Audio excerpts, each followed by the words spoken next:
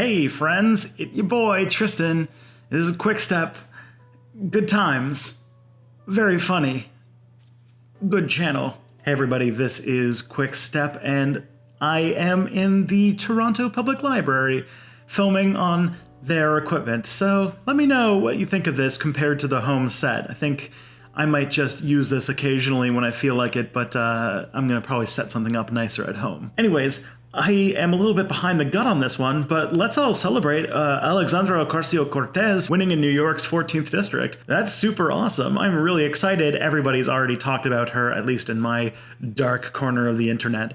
And it's been pretty cool to see her speak frankly and importantly about really important issues, and to also watch the Democratic Party squirm in its chair as a Democratic Socialist, a member of the DSA, who's younger than I am, has become pretty much the next congresswoman from this region, and holy moly, she's already propping up other progressive candidates, she's giving her support. It's a sign that there's a lot of very positive change happening very soon. However, the nuclear takes have already come out. The radical right has actually been a little bit more accurate in saying that, yeah, she's a socialist who's coming to destroy capitalism and liberalism as we know it. We can only hope.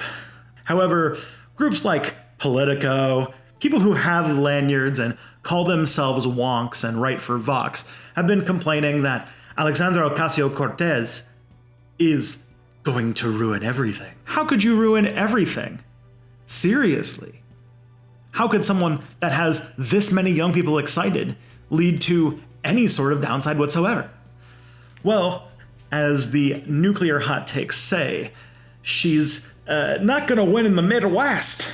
As somebody who is married to somebody from the Midwest, who is definitely quite a radical in her own right, but also as someone who has in-laws in a lot of the Midwest, trust me, I think this is, one, in defiance of history, and two, really underestimates people from the Midwest. There is a long and storied history of left-wing radicals in the Midwest. It goes as far back as the 1800s. In fact, the first general strike in American history happened in St. Louis, not New York, not Los Angeles, not even hippy-dippy Oregon. It was St. Louis. It also doesn't take into fact that in the 19th century and early 20th century, there was a group called the Populists.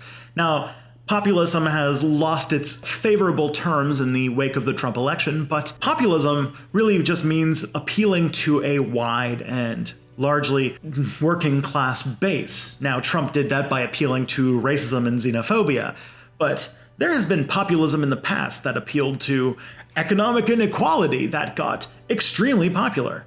So much so that it had major gains in important local elections. They even got a shocking amount of votes in the 1912 election. So let's not pretend that the Midwest is a bunch of hardcore right-wing yokels who don't want any sort of progress economically whatsoever.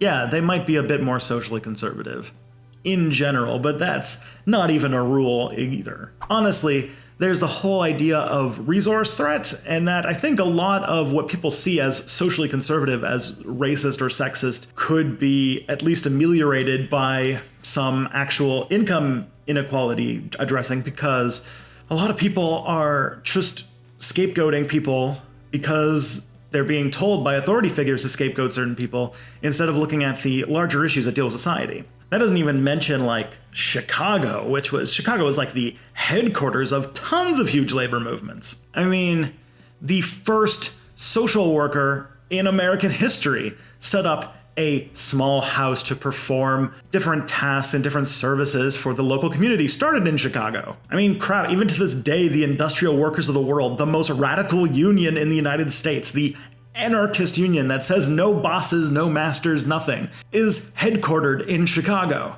The Haymarket Massacre took place in Chicago. There was also, during the election, a journalist piece, I think it was by 538, that found that Illinois, especially one town in Illinois, was demographically the most representative city in the United States. And when they went there, they noticed something that I think would have said a lot about the election if people were paying attention. While talking to people on the ground about politics, there was two names on people's minds: Donald Trump and Bernie Sanders. And the fact that those two people have gotten a lot of support in the Midwest. I mean, look at the map of Midwestern states in the Democratic primary map. All I gotta say is, there's a lot more left-wing energy in the Midwest than I think Politico is giving credit to. So maybe I should just say that maybe it's not that people in the Midwest abandon left-wing ideology, but maybe it's that they have no left-wing ideology to vote for. Maybe it wasn't Midwesterners that abandoned the left. Democrats. Anyways, that's the quick stuff for this week. Get really excited. Alexandria Ocasio-Cortez is one of the coolest news stories to come out in a year of a lot of really shitty news stories, especially as the new Doug Ford government shows that Ontario is collapsing at a very quick rate, so everything's gonna get ruined. Yay. Anyways, please like, share, and subscribe, and come back next time for more Step Back.